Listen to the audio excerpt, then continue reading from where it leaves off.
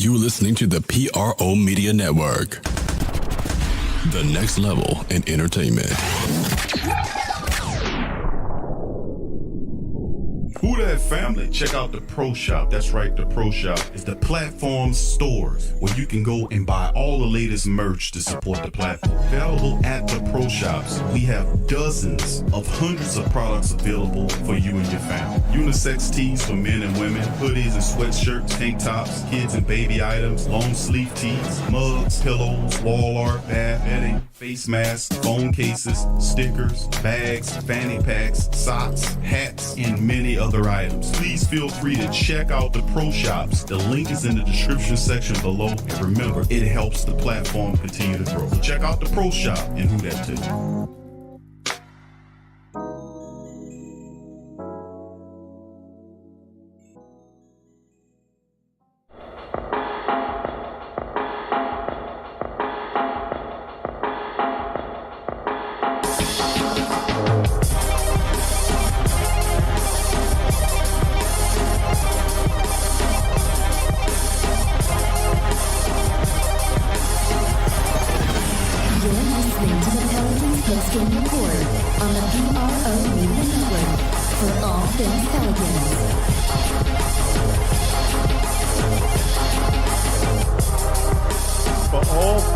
Pelicans, you're now tuned into the Pelicans post-game report on the PRO Media Network.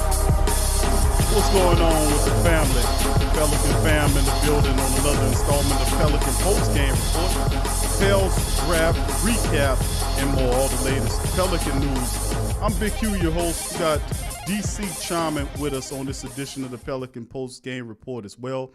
I'd like to thank everybody for joining us. I'd like to thank everybody who's a part of the 6-hour Pelican Draft extravaganza here on the Pelican post-game report. It was a huge success. I'd like to thank everybody for participating on that show. And without further ado, we're going to bring in my co-host, DC, in the building. DC in the place to be. What's going on, DC? How you doing, bro? Whoa, what's up, Q Janowski? I'm doing pretty good, brother. Good deal. Good to hear from you, bro. A lot to talk about today, my friend, on this episode of the Pelican Post Game Report. And once again, it's another fantastic Friday, DC. These Fridays for the Pelican Post Game Report show roll through, man, don't they? Yes, indeed, man. They come around fast, man. I feel like time be sped up or something. I'm telling you, bro, I really do, man. I mean, Pelican Post Game Report's in the building. Anyway, family, we're going to, in this episode, we're going to cover the latest news. We're going to kind of cycle back for a little bit and draft recap and go over Kira Lewis Jr., the Pelicans' 13 overall pick in this year's draft. I'm going to go ahead and break this brother down, give you some information on him. DC will chime in. We'll also talk about the Pelicans' new signing, Naji Marshall, to a 2-year contract, former guy out of Xavier. Remember the last time we picked up a guy out of Xavier? It was David West. Well, we drafted one. This kid is actually pretty good, and be interesting to see how he looks as well. I've seen footage on Naji Marshall, and the Pelicans were smart enough to get him on a 2-way contract. So we'll go over that information as well. We also would kind of psychoanalyze, if you will, David Griffin's blueprint. And a great article from Nick Alvarez at the Pelican Debrief. We're going to go over that article. We talk about Griffin could be following the Danny Ainge blueprint to how he built the Celtics team. So we'll give some perspective on that as well. It wasn't a bad article. We'll go over it. We'll also talk about the Pelicans' 4 free agents to target post-NBA draft. We'll go over that as well. And then, of course, we'll also talk about some of the latest moves made in the NBA up to par so far, like the signing of Wes Matthews to the Lakers, Marcus Morris, where he went, Christian Wood, Joe Harris, Alec Burke, and the rest of some of the earlier signees, Montrezl Harrell, and some of the flipping. Yeah, you should have led with that one, Big Q. Well, I mean, that was the shock of the day right there, man. Yeah, that shocked me. Yeah, that was a big one too. So anyway, let's get into the show today. We'll start off with the draft selection of Kira Lewis. A lot of people talk about Kira Lewis. Now, we had an opportunity to kind of go over him and break him down, and I watched a lot of film on Kira. Really like the guy's game. He's a combination of several different point guards, his style anyway. A lot of people would say that they see some Schroeder in him, I see a little Schroeder in them as well, but I see a lot of Jennings, like I told you about Brandon Jennings, the speed and the scoring ability. It's a bright. This kid is going to be an excellent move. 6'3", about 180-ish, somewhere in there. They're comparing him to Schroeder in several reports that I've read as well. One from the Pelican Debrief had a pretty good, interesting article as well. Also, we're going to cover the article about Kira Lewis.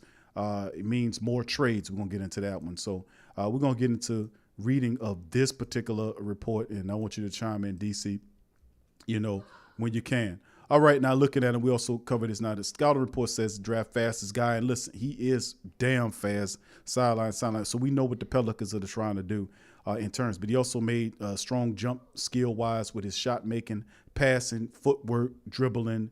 The guy does a lot, and he's going to really develop into something fantastic and fabulous as well.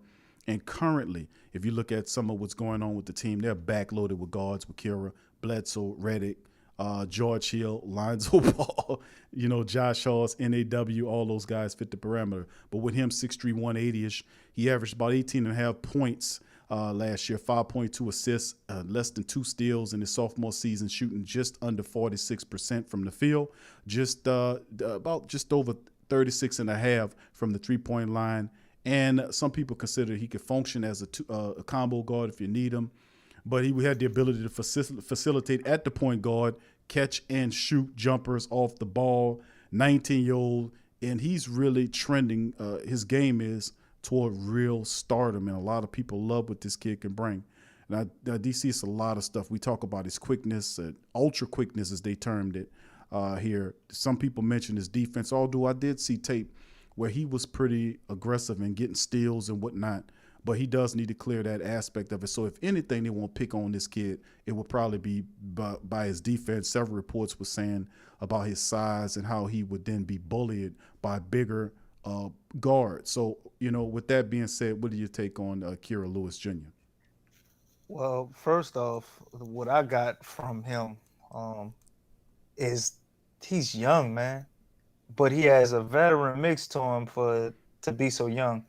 He went to college at 17. So he basically got out of high school early. And he would have been still 17 and being a one and done last year. He was too young to even be a one and done last year if he wanted to be. And his mentality, he comes from a good family. Heard some quotes from his mom, and they seem to be very intelligent, very family oriented. He loves the Pelicans, wants to be here. So that's the most important thing. And he got a lot of heart, man. This dude, he accepts the challenge. He loves to work on his game. And he's fast as hell, Q. He has a decent shot, floaters. He can only finish with his right, though. He need to get a left hand and finishing. But obviously, I mean, he's a younger guy, so he's going to have things he needs to work on. But I like the mold and what they have, man. I see a little splash of Morant in the way they move and the speed. I know you don't like when I say that. We had some little words about that, but I also see a little dab of Kyrie in some of the stuff he does too. Just his shiftiness and craftiness. The potential of him is really high, but I think coming out, we can expect like an old player we had. I could see him making an impact similar to like Darren Collison, like a guy that we had, and he went to Indiana and had some good years there. I think that's, the floor for him. Like he'll at least be that. Not to downplay Darren Collison, he was a really good player. But the Kira Lewis, man, was an excellent pick.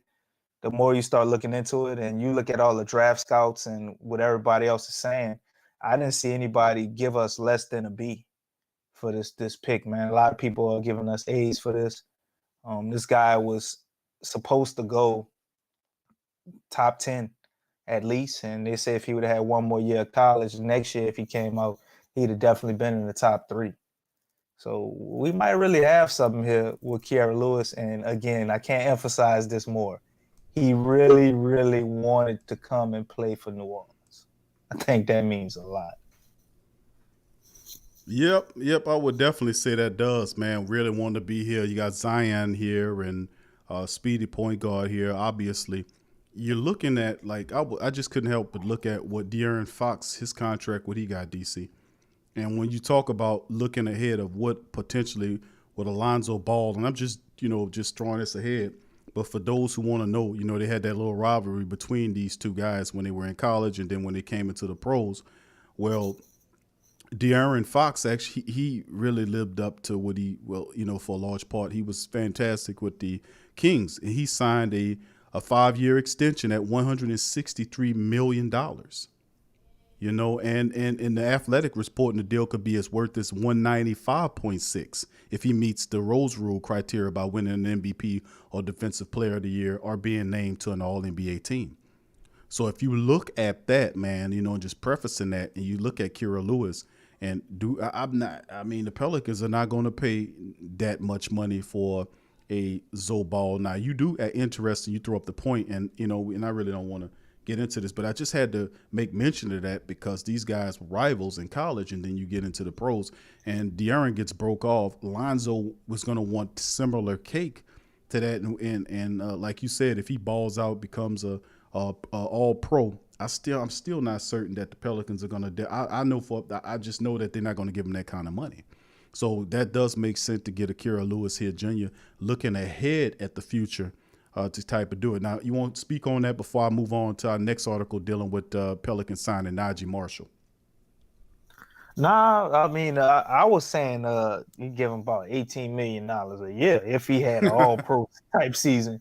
163. Are you touching that? That's no debate, Big Q. All right. There ain't nothing he could do short of like winning the championship. And Brandon Ingram was hurt, and Lonzo Ball was hurt. Not Lonzo Ball, and Zion was hurt, and he won the championship. Then I think they might get 163. But other than that, it ain't happening. All right. Well, there you go. Let's move on to the next one. New Orleans Pelicans signed Naji Marshall to a two-way contract. The forward out of Xavier. Looks to have be a smart gamble for him. And following the selection of Kira Lewis Jr. at the 13th pick, the Pelicans scooped up another player immediately after the 2020 NBA draft by signing Naji Marshall to a two-way contract. Marshall is a junior out of Xavier University in Ohio. He posted averages of almost 17 points a game, 6.3 rebounds, 4 assists, and 1.3 steals per contest. While he filled up the box scores, these raw numbers fail to tell the whole story. He's an interesting wing player possessing both obvious strengths and weaknesses. Standing at 6'7", his wingspan is 7'1". He clearly has the build to play in the association. Despite leading Xavier and scoring last season, he's best identified for his exploits on the other end of the floor. Now, according to the Athletic, Marshall is an excellent hounding defender, grading out just a tier below Devin Vassell. That's a compliment. Now, this is what they had to say about the scouting report. Marshall is a monster on the ball defender, getting through screens for a younger player. He has strong quickness for his size to be able to stay in front of opposing players. Enough strength now to absorb the contact, holds on ground. His length makes him excellent at contesting jump shots and forcing tough looks. Gets into the passing lanes, forces turnovers, plus has real switchability. Will do his best work on wings, forwards, but can deal with switches onto guards and 9 centers. He does get lost off the ball occasionally and isn't quite the team defender that someone like Vassell is right now. But he's just the level below that tier on defense. Does use his length to dig down, causes issues and help when engaged. Plus, he's ever strong in physical tools and room for improvement over the next 5 years. Few years, excuse me. If Marshall is to stick, defense is where he'll need to hang his hat on. So, with all that being said, he did maintain a free throw percentage just over 70%. Needs to work on that in college. He doesn't seem to suffer from any confidence issues. But if you watch the tape on this kid, he plays a strong man game. He's forever moving. A lot of people consider him, they say he have a Ron Artest vibe without all the madness.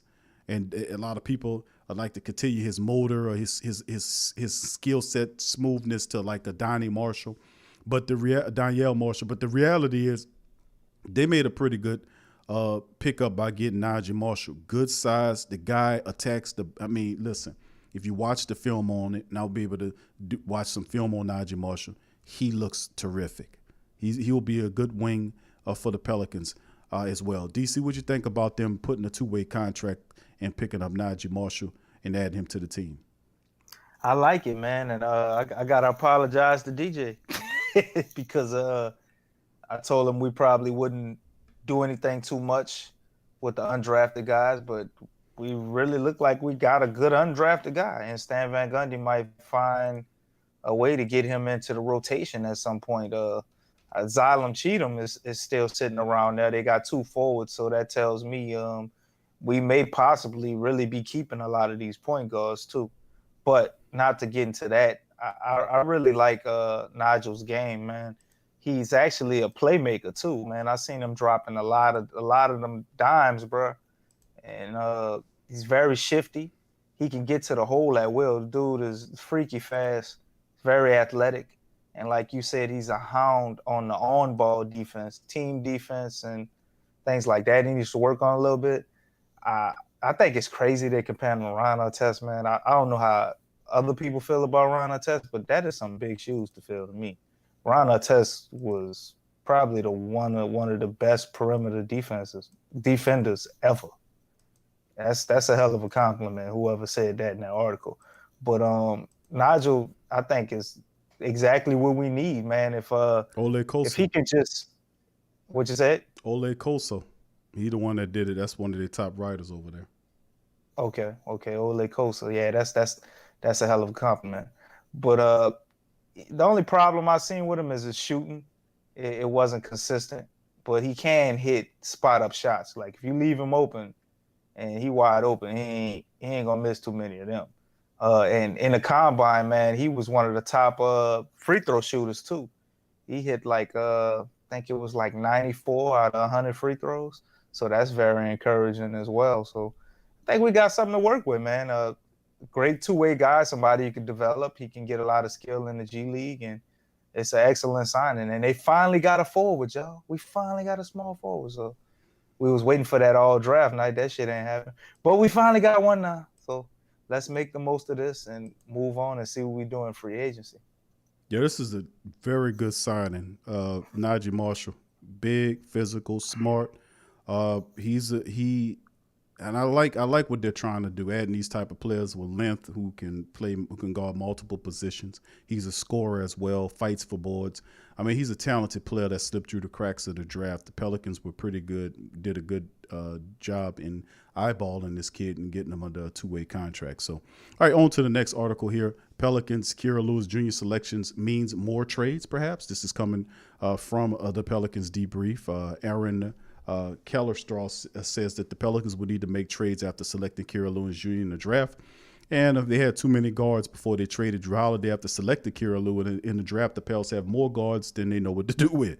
So they took back 2 point guards, Eric Bledsoe and George Hill, in the Holiday trade, and now added yet another point guard in the draft. If you're keeping track, the Pelicans now have 5 point guards. If you count NAW, this in itself is not a bad thing, as the NBA is a guard league now, and every team can use guys who can make plays. But 5 point guards, that's a bit much. This is especially true when you consider how thin the Pelicans are everywhere else. They literally have no backup for Brandon Ingram at the wing, minus they just picked up this two-way kid. We don't know how that fits, and the only mediocre, at best, Nico Melli backing up Zion Williamson. Their only center can't buy alcohol yet, and the Pels don't have a single adult who can defend the rim consistently or put a body on an NBA center, which is why they had to give this draft fairly low grades. And this is a team that was already at the bottom of the league in points in the paint allowed, so they have to get bigger, stronger, and tougher if they want to compete next season. This is going to take a trade. So the Pelicans should trade Bledsoe for a center or a wing. The most likely player to be traded, they saying, is Bledsoe, as he will not get the most return, but he has a reasonable salary that shouldn't be hard to move. Any team looking for a veteran guard who can defend would be happy to have Bledsoe, who has the length to defend both guards' positions. If the Pels could move Bledsoe for a veteran power forward or center, they should definitely do it. Atlanta would be a good choice, as they have a bevy of big men after adding another one in the draft. Someone like Dwayne Dedman, who that's not going to work out because he's already gone. Clint Capella would be a nice addition, and I keep hearing that. They also target a team like the Warriors, who may look for a veteran guard depending on the status of where we know Clay is going to be done. However, the Warriors wanted JJ Redick. They tried to trade for him. And they shut that down. The Pelicans need some size, and with little money to spend after they will extend Ingram. The only way they can do it is to get it by trade. the Pelicans can find a way to move Eric Bledsoe to balance the roster and add some sides. And I'm with them. I think that's probably the best bet to move Bledsoe, the contract. A lot of people would like to keep George Hill. I would like to keep George Hill. And I think Bledsoe does make sense. DC, thoughts on that? Bledsoe can work too. And I hate to break it to everybody, but this is a Stan Van Gundy guy. Stan Van Gundy tried to trade for Bledsoe in Detroit. So we might be stuck with Bledsoe, maybe not. Atlanta just let Dedmon sign with Detroit. And they got a rookie guy that's forward/center, and they also have, I forgot the other guy named Josh something over there that they drafted high in probably the first 3 or 4 picks not long ago, but he's gonna be up for a contract after this year. So they got one center/forward and 2 centers, I guess, if you want to say a Conway as a center. So I don't know if they're gonna get rid of Capella at this point with that going on. So I don't know. Them dreams might be dead. It's a lot of rumors about possibly us signing Aaron Baines though. So who knows? But I like Josh. I like George Hill. I don't know why I said Josh. I like George Hill, man. Best 3-pointer in the league last year, according to the percentages. I think he could be an excellent backup. If we could move Bledsoe and keep him, that would be great. And have NAW also be a combo guard. And you could see some 3-guard sets, but I think it would give us a better quality rotation to where we didn't have 6-point guards. But the way Stan Van Gundy was talking, like, shit, we can keep all 3 of them. We're going to run 3 guards out there like we the Oklahoma City Thunder. He kept referring to Schroeder. So your whole thing with Kiara and Schroeder having some similarities definitely holds true. And Van Gundy sees the same thing. But I don't know what he sees with Bledsoe either. But if we do have Bledsoe out there with Lonzo Ball, one thing I can say is we will have a very dynamic defensive backcourt. So that would definitely help. And we would have somebody who would have to work on their jumper in Bledsoe. But you got another guy that shoots 38% that plays alongside him. So we got to see how all this plays out, man. We got 5 point guards. I really can't believe that. And 6 if you want to add, whoever else. Am I missing somebody? No, Frank Jackson's gone. Etwan Moore is probably gone. Kendrick Williams might be gone too now with our 2-way player. But 5 point guards, still too many. I like to get that down to 4, and we still could run that lineup. So we'll have to see if they do that, man. But time is ticking, man. A lot of teams that are contending are making a lot of moves, and I don't hear anything about us in those conversations with Bledsoe. To be honest with you, DC, I don't see the Pelicans getting involved in any, frenzy spending wise. You know what I'm saying? I mean, they're gonna be smart and judicious on how they handle signing these guys. They're gonna get smart contracts with veterans that can come in and accentuate the team. Some of these other guys, these top guys, they're gonna, of course, they're gonna pick from the back. Or if they do acquire a guy that is a veteran, they're gonna use draft picks to do it. As far as free agency concerned, unless somebody really want to come here, they're not gonna spend top-notch dollars to land a free agent and bring him here. I think that's just what I'm seeing, how the movements are. Let's go to the next article here. Pelicans and this segues us perfect into this article, which is 4 free agents to target post-draft for the Pelicans. And with the draft being over with, what a night it was for the draft. For New Orleans Pelicans, it certainly seems like they're focused on building for a long-term team after they selected Akira Lewis Jr. with the 13th pick in the draft. And then it proceeded to trade the rest of their selections to build up assets. Of course, that doesn't change the fact the Pelicans still have some clear holes on their roster, preventing them from contending next season. Griffin did say after the draft that the team isn't done making moves, and they're looking at bringing some key free agents in.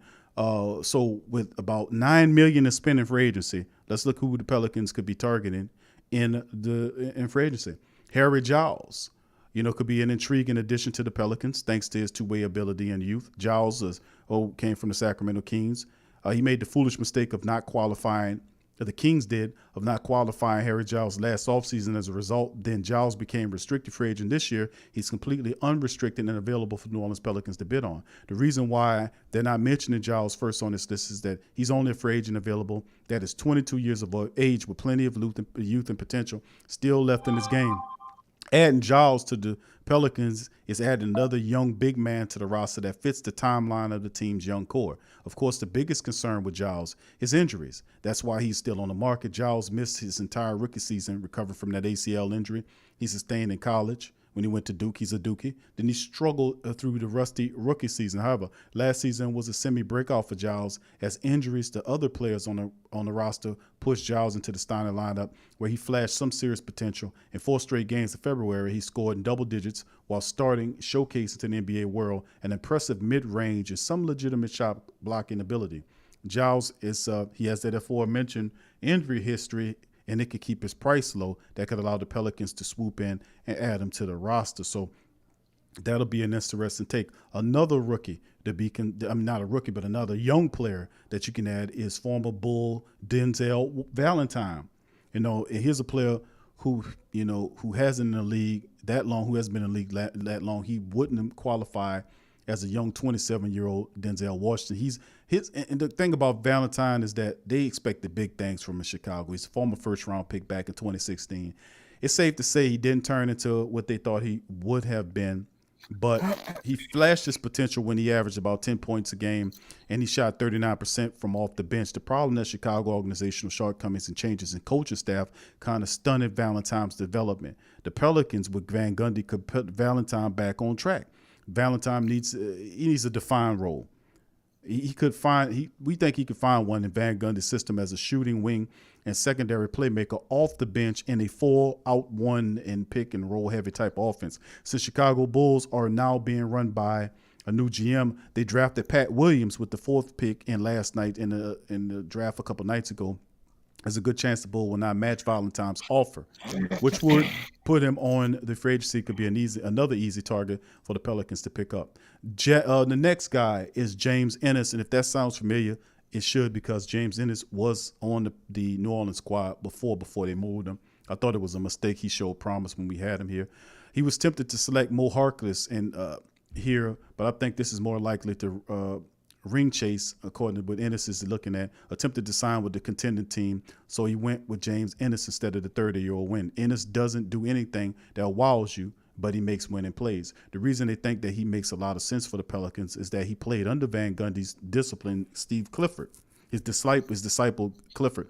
Some of you might know it, but Clifford runs a lot of the same concepts that Van Gundy does on both sides of the ball, which could make it easier transition for Ennis to Van Gundy's system in itself. So in that system, Ennis will probably be asked to be an on-ball defender who handles opposing guards and wings, but he also can handle taking on some big men too. He's by no means a wow-you-away offensive player, but his 35% stroke from deep is at least respectable, and he has enough athleticism to throw down dunks as well. If you're asking me, I'm not signing Ennis for what you can do on either side of the ball, then I'm signing with his knowledge of Van Gundy's system and his level to compete in it. He's 6'6". He does have above average size, and he handles his own. A guy like that would be perfect to put in New Orleans Pelicans locker room. And then, of course, the final person of the 4 is Serge Ibaka, which Toronto is pushing to re-sign Serge Ibaka, which a lot of people think he'll be an excellent addition to complement Zion Williamson, and I would say he would be a good addition. The only problem with that is, it'll be really a big cost to get Serge because Toronto wants him back. He's a player who many speculate New Orleans Pelicans are targeting in some capacity, and they think that it makes perfect sense. If that's the case, I'm all about getting Ibaka aboard. That's because Ibaka's game is still great despite the fact he's going to be 32 years old. He might not be the defensive force that he once was back in the days with OKC, but he's still a smart, intuitive big man equipped with defending the paint. On the offensive end of his game, Ibaka's game has actually aged like fine wine. He's evolved from having freaky athleticism to being able to set good screens, score at the basket with a touch, and shoot the ball from deep. That's exactly what type of big the Pelicans should want to put next to Zion Williamson. So adding Ibaka to the roster makes the Pelicans competitive, smart on both ends of the floor. It also gives the young team a vocal leader on the court that can extend past just the standard members of the coaching staff. I know it's a long shot since the Pelicans would definitely have to contend with a couple of title contending teams looking at Ibaka, but it wouldn't be a bad idea to take a look. DC, you heard all those players. What do you thought process on them? Which one of these guys would you like to add to the team?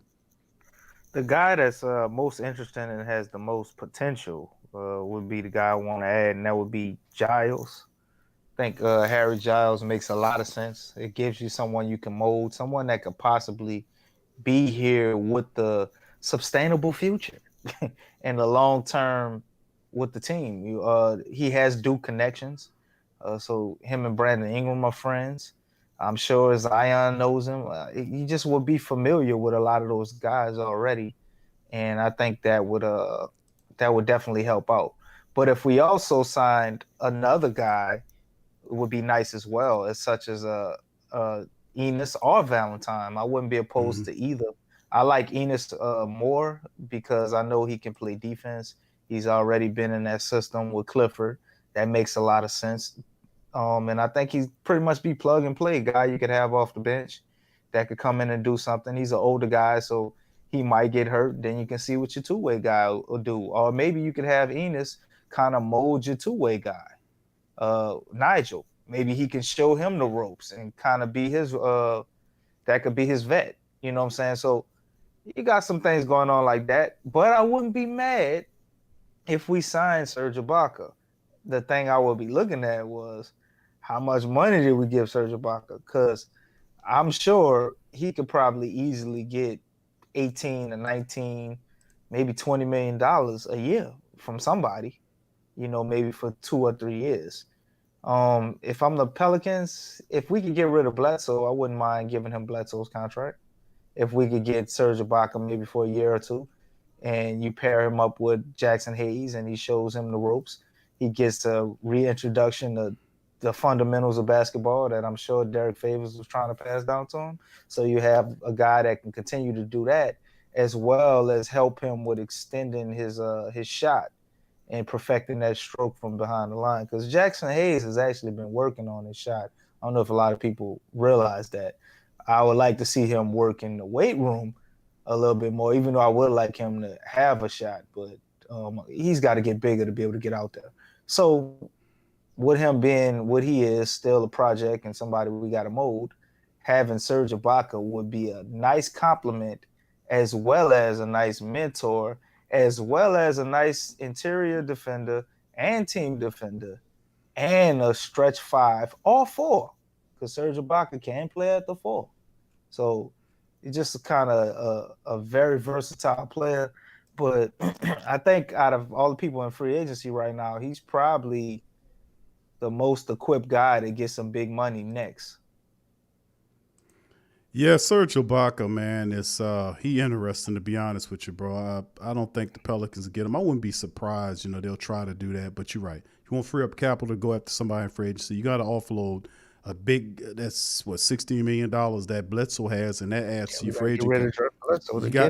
You got to get rid of him. And when you do that, that'll free you up to get a big signing in free agency. So, the word on the street is they're looking for moves to get Bledsoe off the book. So we'll see how that shakes moving forward. But Ibaka definitely will help. He's the perfect fit there, man. I'm not going to kid you. I do like Giles as well, too, and dealing with his injury history. But he played well enough, and you can get him probably on a cheap contract as well, a kind of a prove-it deal with a young team. And the Pelicans are on the way up, man.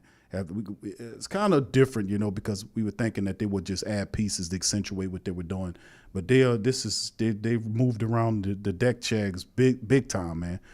Let's go into this article here, and then we'll cover some of the free agents moves that's been happening in the NBA up to the minute.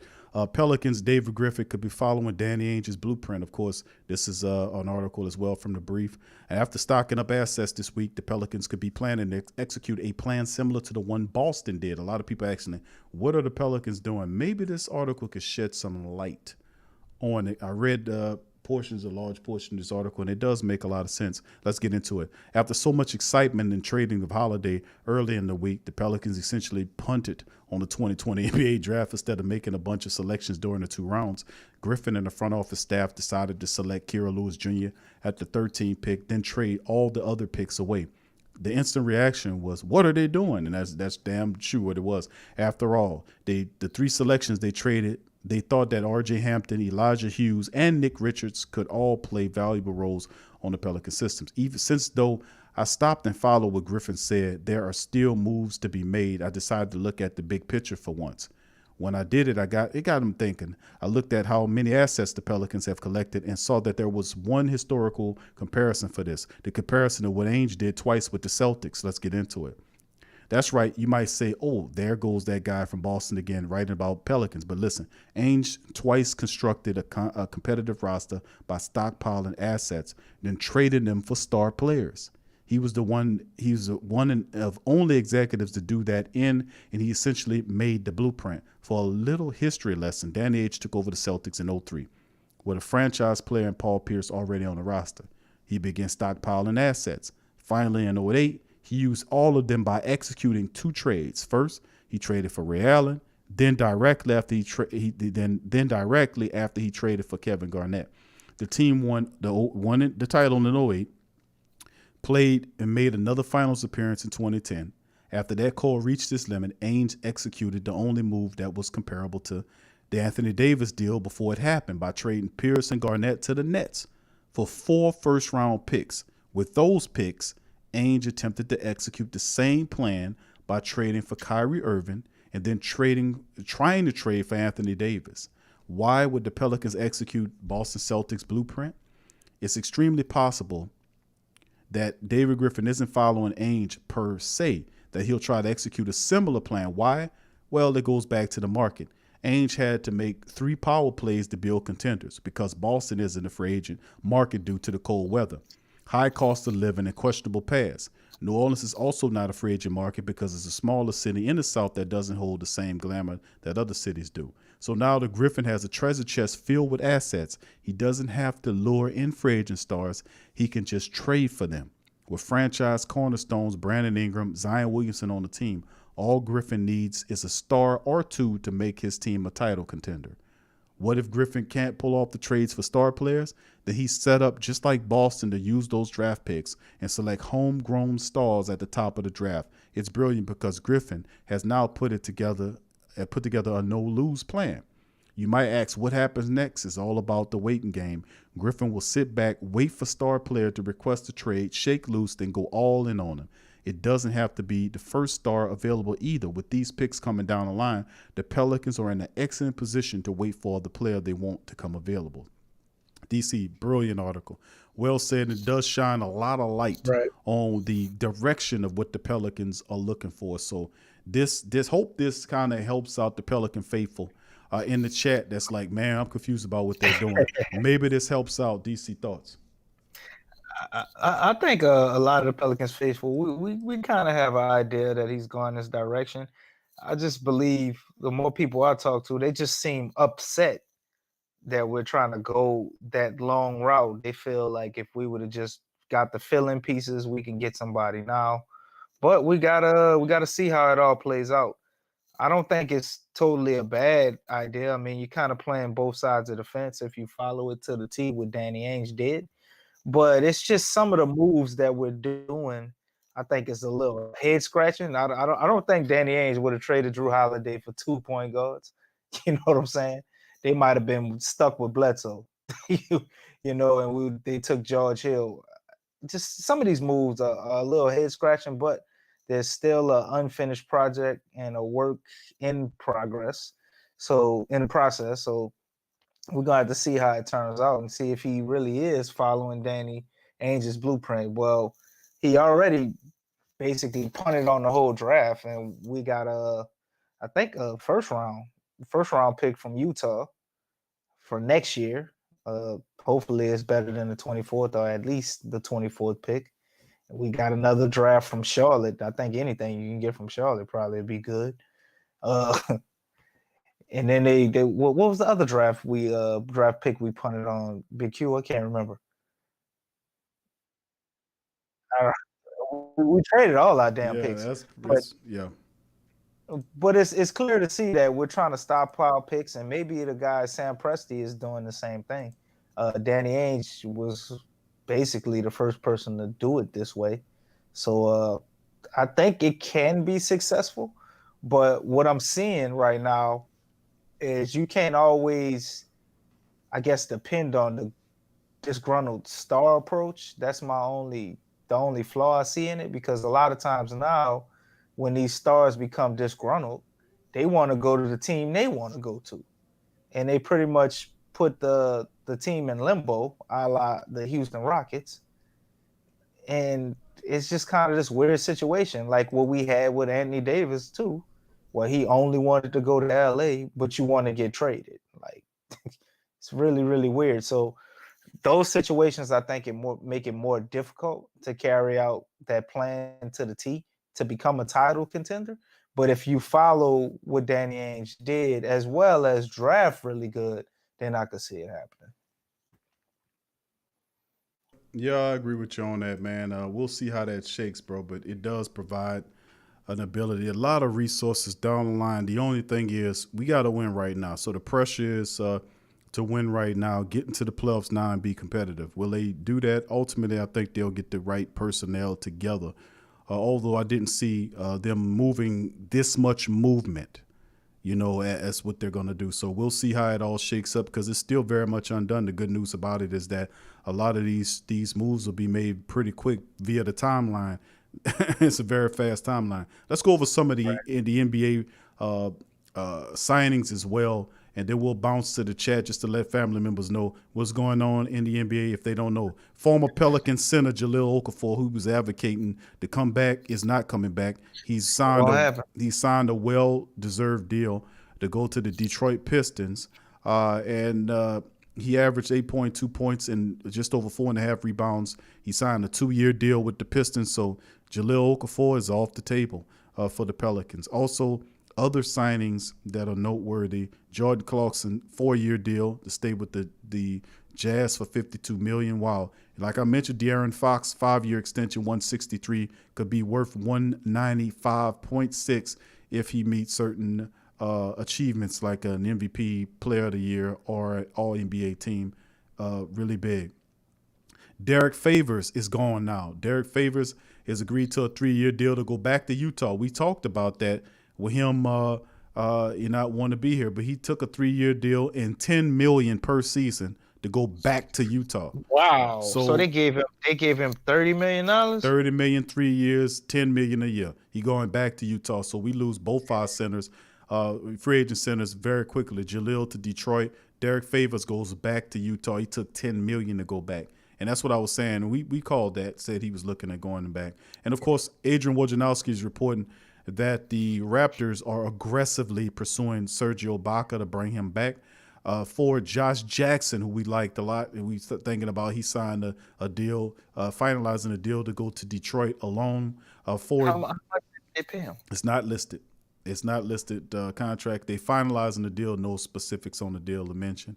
Danilo Gallinari is finalizing the 3-year deal worth over $60 million. God damn. To go to the Atlanta Hawks. It's amazing, man. With the Atlanta Hawks, that guy just, I don't know what he got, what kind of agent he got. But what the hell? So wait, the Atlanta Hawks must be trading their former first-round draft pick, man. John Collins. Atlanta's got to be getting rid of John Collins. Yeah, that's been on the rumor mill for a while, that he's unhappy there. He's tired of the losing. That was happening last year before the C-19 stuff broke out. That he was tired of losing, and he was losing interest and it was rumors circulating around with him. Then they just didn't find somebody that who a good trading partner. So yeah, Gallinari does represent that stretch four who can knock the three down and spread the floor for him. So we'll see how that shakes up. 61.5 is a lot for Danilo Gallinari. This dude just keep getting paid. I don't know how he's doing that. With his limited defensive skill. It's just amazing. That's what it is. Dwight Howard agreed to a 1-year deal to go with Doc Rivers in the Philadelphia 76ers. for $2.6 million, which is the veteran minimum. So he's going to Philly to go with Doc Rivers. Forward Rodney Hood. Wait, Hood. $2 million? 2.6 mil, veteran minimum. Wow. Rodney Hood taking a 2-year extension to go back to Portland, 2 years at $21 million. So that's interesting. Trey Burke, the point guard for the Dallas Mavericks, he took a 3-year deal at $10 million to re-sign back. He averaged 12 points and 4 assists a game last year for the Dallas Mavericks. They're stacked, man. Restricted free agent Malik Beasley, has agreed to a 4-year, $60 million deal to remain with the Minnesota Timberwolves. So Man, Trey Burke must really like Dallas, man. He went there for 3 years, $10 million. I think he likes. I'm pretty sure he could have got way more money. He could. I think he just tired of all of the movement. Sooner or later you believe in what you're doing. And Dallas is on the upswing. They really are. Reigning Sixth Man of the Year winner Montrezl Harrell is planning to sign with the Lakers 2 years, $19 million, according to Rich Paul. He told ESPN that. He, of course, Harrell averaged 18.6 points a game, 7 rebounds with the Clippers last season. He changing locker rooms. He'll be in the Los Angeles locker room with LeBron James. So how about that? Davis Bertans has agreed to a 5-year, $80 million deal to stay with the Washington Wizards, and that's pretty pricey. But Bertans, the former San Antonio Spur forward, 15.4 points last season for the Wizards, shooting 42.3% from 3-point range. Bertans is remaining in Washington. Guard Alec Burke has agreed to a 1-year deal to go to New York for $6 million. Burke averaged 15 points per game last year, splitting the season between Golden State and Philadelphia. He chalked in a $6 million deal. Guard Joe Harris has agreed to a 4-year extension to return to Brooklyn for $75 million. That kills the. Man, I'm about to go start shooting tonight, bro. That kills the Harden move. Garrett Temple has agreed to a 1-year, $5 million deal to go to be with Chicago. Christian Wood, our former guy, agreed to a 3-year, $41 million deal to go to Houston.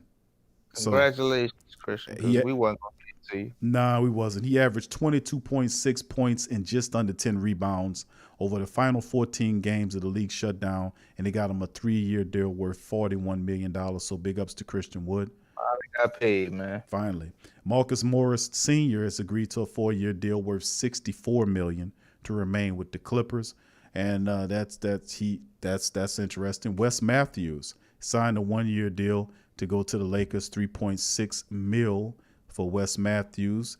He's going there. He's shot 38.1% from 3-point range for his career. Wes Matthews is a baller. He can help. And finally, also Justin Holiday. That's right, of the Holiday brothers, Justin. It's agreed to a 3-year deal worth $18 million to return to Indiana. He's 31 years old. He averaged 8.3 points per game, 40.5% from the 3-point range. And for the Pacers in his lone season with the franchise, it was enough to get him a 3-year deal worth $18 million. So that's all of it is right now in the DC. You want to chime in on any of that before we go to the questions in the chat? The Montrezl Harrell signing is really shocking to me. I think that shakes a lot of things up. I know Kawhi and the Clippers are pissed. he basically walks over to the other locker room on him. Oh man, that one was mind blowing. And then to see Dwight Howard go to Philly for $2 million, I thought for sure he would have got more money than that. I mean, I'm pretty sure the Lakers probably gave him the same thing to just stay in town. But wow, crazy moves, man. What about Gordon Hayward? I guess nobody signed him yet. He opted out of $34 million and he ain't got a deal right now. I thought he had a deal on the table like ASAP. When you opt out of $34 million, right, Big Q? Well, you would think that, but I think probably what's going on is that he's negotiating somewhere to go somewhere. I think he done feel Boston is home. He wants to go somewhere where he can be more of a contributor. That's definitely Tatum's team and also Brown. They're the top guys there, and they was winning games without him. And of course, I don't know if I think his time has passed. I've heard several rumors about him going back west, so we'll see how that all shakes. New York too, and Indiana is what I've heard. Yeah, that's another one that would be interesting to see as well if he does end up in Indiana. New York, I wouldn't. From Indiana, I wouldn't. that's his home. Well, I would say go back home because I wouldn't dare send him to New York. He will take a thrashing in the media, especially when he gets hurt. Especially when his ass get hurt. Listen to reason. But anyway, we're gonna go into the chat, man, before we shut the stream down. Big ups to the rest of the Pelican chat in the building. GM Kev, Pelican Nola, Teal is in the building. Big ups to you, Brian. Good to see you in the chat as well. DJ, big ups to you. Mr. Sheev, big ups to you. Says, did Pelicans get anybody in free agency? Not yet, but they're lurking. We'll see what's going on. Supreme Josh, big ups to you. Good to see you in the chat. Kev said, what the Lakers got? Harrell? Wow. Khalito Kiss says free agency night is like 2016 all over again, LOL. John says, no more Okafor. Nope, no more Okafor. There you go. Good rhyme with that one. Nola Balls, big ups to you. Good to see you in the Pel chat as well. True Louisianimal. He says, who that Pel Nation? Okay, that looked terrible, LOL. Okay, so he says, big ups to you and the rest of the family members as well. Let's see, what else we got? Tragic, big ups to Tragic chiming in as well. Mr. Sheaf says we could have gotten Dwight Howard. Somebody asking about what about? We don't want Dwight Howard, bro. No. And there was some mention about DeMarcus Cousins, but I don't think Cousins comes back here. I think he wants ultimately to end up on the West Coast, and there's several teams, according to reports by Agent Wojnarowski, that's saying that several teams are looking to sign DeMarcus Cousins, and I won't be surprised if they are all teams that's in California. I'm gonna just keep it real. I wouldn't be surprised if DeMarcus Cousins went back to Sacramento. I wouldn't be surprised if DeMarcus Cousins went to the Lakers. That too. Wouldn't be surprised at all. He wants the championship, and he's willing to go work for it for cheap. So that'd be interesting to see how that shake. But yeah, Dwight Howard, I'm not. No, sir. I don't think he'll be a good fit. It would be horrible for these young players in their locker room, man. I mean, Dwight Howard, I think, is a guy you need to have veterans and your culture and all of that already in place to deal with him. Because I think sometimes in his mind, he still thinks he's Dwight Howard from 2009, and some of the foolishness that he does, he can get away with, and nobody looks at you like that anymore, dude. Still a good player, very great player on the defensive end, but everything else that comes with him, man, I don't want them headaches. Yeah, no, we don't, and we're gonna see what the Pelicans can do, man. It's like I said, draft went by. We got a pretty good youngster in Kira, and I want to see what the Pelicans add. The two-way player was a nice addition too, but of course, you're looking at bigs to add, Baines and all these other guys. Giles, I like the Giles move as well, but the Pelicans, DC, we need a little bit more help to be competitive here. We need to help these Zion Williamson, Brandon Ingram's contract is still on the table for them to redo and get the deal done with him. And, of course, there's a few other pieces to add here before the season starts. Of course, December the 1st, when camp starts, and, of course, free agency tipping off now, there'll be some movement up until that point and through that point as they get ready for the season, December the 22nd. So expedited and moving pretty fast, man, and as well. So big ups to the rest of the family members in the chat. True Louisiana say, I need to try out for the NBA, get Gallinari's agent to represent me. Yeah, I'm telling you. Or Joe Harris, man, if you could just knock down that three-point shot. That's what's getting them paid, bro, if you think about it. $75 million just to hit three-pointers, Q. I never thought I'd see the day in the NBA, bro. They desperate for the three, bro. The game has changed, as they say so often. So, I mean, it's absolutely insane. But, DC, let's finish on this point, bro. We talk about, some of the things going on with the Pelicans in terms of, their additions. What other additions? What other things? What other things that we need to add to make this team to keep them relevant? Because I know you look at Lonzo Ball. We know Kira might be a guy that come off the bench eventually. Your two-guard situation, you're looking at either Reddit right now and Josh Hart or whatever. There's virtually there's no bigs here. And of course we know we got to piece some stuff together. But what other pieces do we need to be competitive to make the finals? Because they got some opposition out there, man. They're stockpiled and they're going for the dome. They're trying to compete right now, bro. Well, first off, I think we need a hyperbolic time chamber and a cryogenic chamber for Brandon Ingram, because as it goes right now, he's going to play probably about 48 minutes a game. So we need to get that. Unless we can get a forward. I think that's probably the most pressing need. Either a versatile small forward, tweener, power forward guy. Because we do have Nicolò Melli to back up Zion. So if you have somebody that's like, I guess like a Ernest Cantor, bro, or maybe somebody else we're not thinking about, a Crowder, Jay Crowder. I don't know if he signed the contract. Be a nice guy to have that you could put in a small ball lineup at the 4 or the 3 or a shooting guard. Somebody like that that's very versatile, that can come off the bench, play defense, hit open shots. And I really think something like that would take us to the next level. As well as us, we got to figure out a starting center. We have to do that. There's no way around it. Jackson Hayes, and even if we do start Jackson Hayes, him by himself ain't gonna do it. What we start Nicolò Melli at center? I don't know if we're doing that. That would be a defensive liability. I know Stan Van Gundy could do his thing, but I don't think we're that type of magic. So we definitely have to find a center. Got to find a center. Doesn't have to be the center of the future, but we got to find somebody that's serviceable. And then we need a versatile wing / forward guy. And other than that, we need to focus on either trading for a star or making sure we take all of this talent we got and making sure either NAW, Kira, Lonzo Ball, Josh Hart. We need to make sure somebody turns into an actual star in the next 2 seasons to pair up with Zion and Brandon Ingram. Yeah, you're absolutely right on that, man. I mean, we definitely need to add some more length behind these guys. Point guards every which way. The trades for several different players. We don't know how this team's going to look, if Bledsoe or Hill or any of these guys going to remain in the next 2 weeks or so. But listen, a lot of turnaround. This could look totally different in a little bit, just to keep it honest with you. But free agency, $9 million currently is what they have. Persuading guys to come here and make moves. It'll be interesting. Michael Broussard, Big Ups fam. He says, how about Miles Turner trade? I don't know. What you going to give up for? What we got to give him? That's what I'm saying. Jackson Hayes and Bledsoe. I don't think they take Bledsoe. Right. They're trying to get rid of Victor Oladipo. So, like, why would they take Bledsoe? What they going to do with that? With Malcolm Brogdon? They ain't going to pay a guy $17 million to sit on the bench just to get rid of Miles Turner?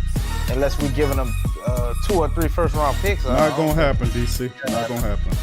All right, that's going to do it for the show, fam. Almost an hour of Pelican post-game report action. I'd like to thank all of the guys for joining us on the Pelican post-game report. Please hit the like button and feel free to share the show's link in all the Pelican groups out there. It'll help us out. And once again, from me and DC, I'm Big Q. Thank you for joining us. We'll see you next Friday on the Pelican post-game report. Peace!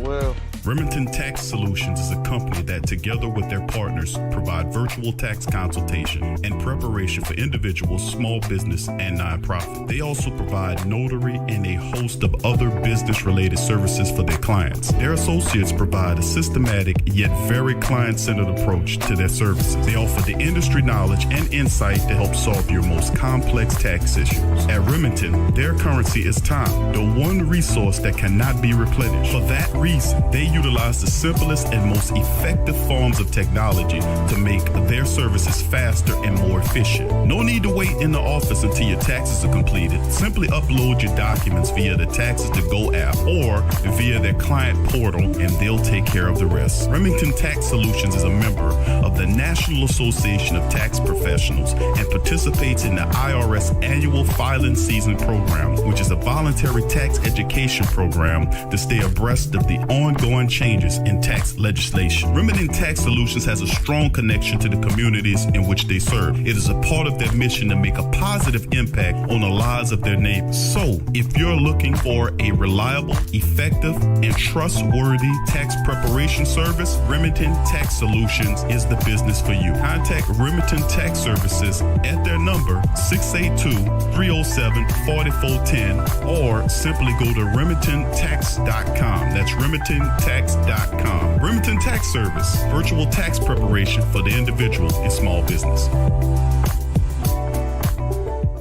Get straight sports talk from the Sports Coma with Big Q and the guys. HomeBistro.com. Freshly prepared, home delivered, restaurant quality gourmet meals delivered straight to your home. Choose from over 50 plus gourmet meal options cooked by world-class chefs and delivered frozen, ready to eat within minutes and no commit. Welcome to the One Shop Gourmet Food Delivery, specializing affordable options to eat right and feel great. 100% satisfaction guaranteed. Every ingredient is handpicked to the highest standard. And why you should buy from HomeBistro.com? Restaurant quality made with natural ingredients delivered right to your door. Overnight shopping is available. Diabetic, paleo, heart health, and vegetarian options to eat. Doing business since 1999. Courteous, knowledgeable, and professional support. Complete PCI compliant SSL security ordering and great meals. Choose from some of my favorite dishes: the Mediterranean chicken with orange honey sauce, the charbroiled chicken romesco, or the grilled chicken breast with sweet and spicy vegetables. No matter what you choose, you can't lose with HomeBistro.com. Eat great, feel good, and save some money with HomeBistro.com. Hit the link in the description section below for more information.